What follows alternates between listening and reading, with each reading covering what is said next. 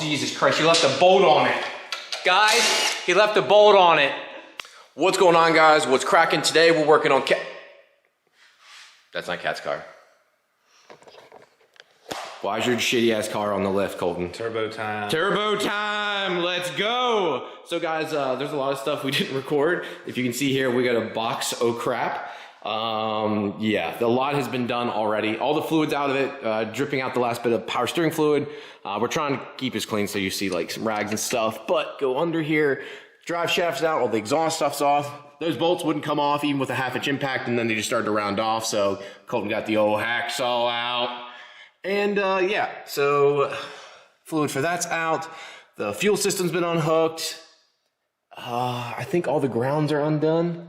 Might have to double check all that, but it looks like we are ready to go. Again, Colton will be doing an NAT build. I've seen a lot of people. I posted on the 2JZ pages last night, and they're all excited for that.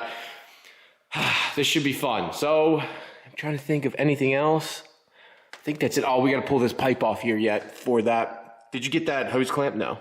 All right, so that's the only thing we have to do up there. So if we look up here, there's a hose clamp for this power steering line, which goes to this. This thing is the most useless thing on earth. You always remove that when you put a front mount intercooler in anyways. A couple more plastics that have to be removed here for the intercooler piping that has to pass through here. But yeah, cool. All right, so we'll have to put it back down, and then we'll show you guys taking out the engine. I'll record that part. I never thought that it would say like I wish I had more room, but I wish I had more room. So I've got my wife's old engine here too. I'd like to take the transmission off this one day because I don't really need the transmission, but I would like to keep the engine and everything for now. So I'd like to do that just to make it a little bit easier to store. Right now, if this thing hanging out like this, it's always in the way. If I take the transmission off, it'll actually sit square on this little roller, and I can at least sit it here or somewhere else a little bit easier, but with the trans hanging off, it makes it a pain. So everything else is apart. Now guys, sorry we couldn't show this. I am on a timeline here. You know, I only have so much free time until the twins get here. So I'm trying to move at fast pace. Colton's been doing most of the work here. I'm just guiding him along. And he wants to learn. So that's why I love having him around. Right now he's taking the shifter off. Then we're gonna have to take the hood off. I've seen guys do it with the hood on. I personally don't like to, just because I like more room, more light this way, so on and so forth. But obviously we've got the radiator out. We've got the, let me see here. All the power steering lines are off. We didn't do the brake lines yet because we're going to do a stainless steel brake line system in his car. We do have a couple more things. We're also going to tuck all the wiring. Again, that'll all be done once the engine's out, just a little bit easier. Just some little things to do here yet, guys. It's very straightforward. I mean, Colton can even attest. What'd you just say there? Like, this is easy. Easy. Yeah, like it is not, this car, we've used a 10, a 12, and a 14. Did we use a 17 on anything yet? On the engine. On the engine. What did we use? What was that for? The transmission. Oh, you're right. We did use on the transmission and back on the drive shaft, but everything else has been a 10, 12, or a 14. It is so simple to work on these cars. And when you have power tools, I just went out and bought, if you guys don't own any Milwaukee tools, I highly suggest these stubby impacts. This is a 3/8. They offer this same size. It's 250 foot-pounds, all right? They have it in a 1/4 inch, 3/8, and 1/2 inch. I got this with a 3/8 because that does 10, I have an 8 millimeter up to a 19 millimeter in a 3/8, and it's just like my go-to. Like, this is literally what we're taking this car apart with. That's it. Like, I have all these tools. This is all I've really needed. This was some of the trim stuff, just so we didn't break anything. Obviously for clamps, this is the hose puller.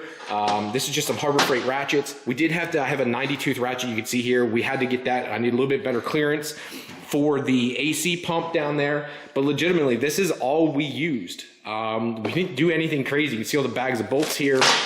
We did use these pliers.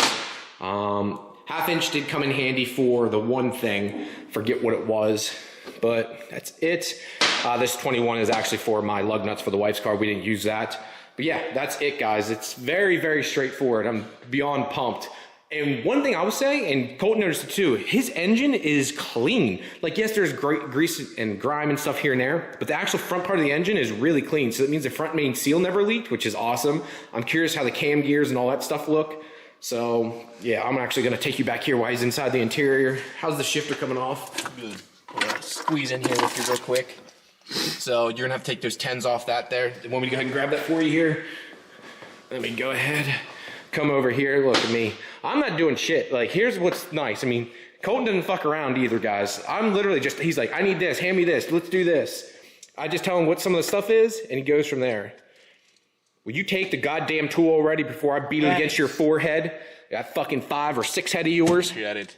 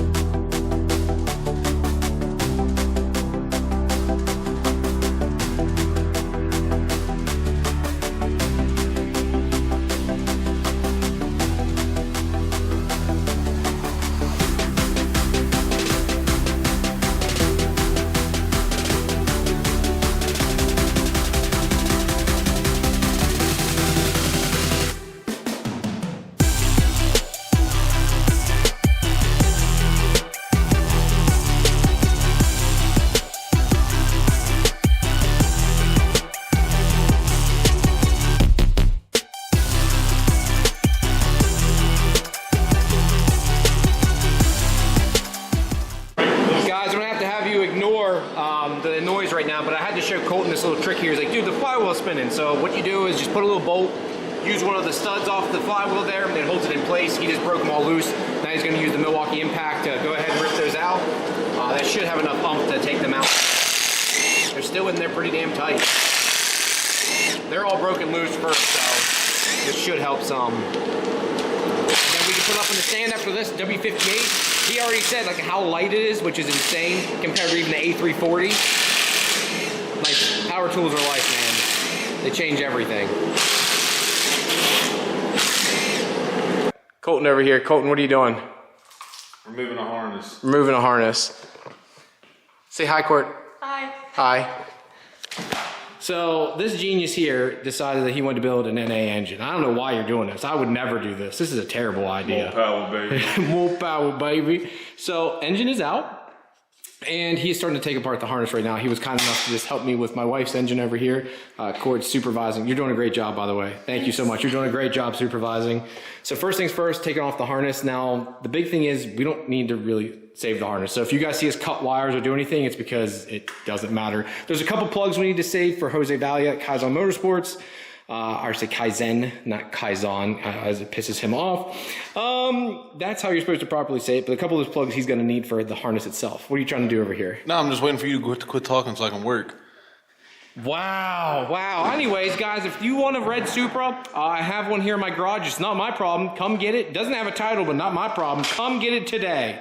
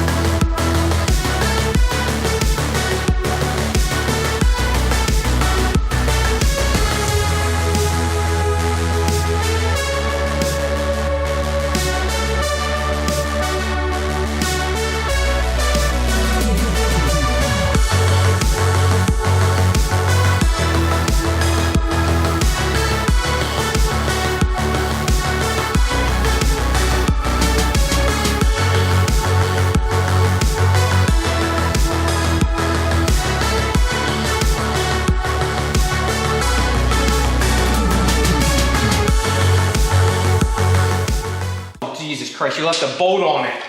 Guys, he left a bolt on it. I left him alone for 5 seconds. No, don't. You should come. Dude, like, there's no problem. Wow. That's actually really clean. Fucking really clean. Jesus.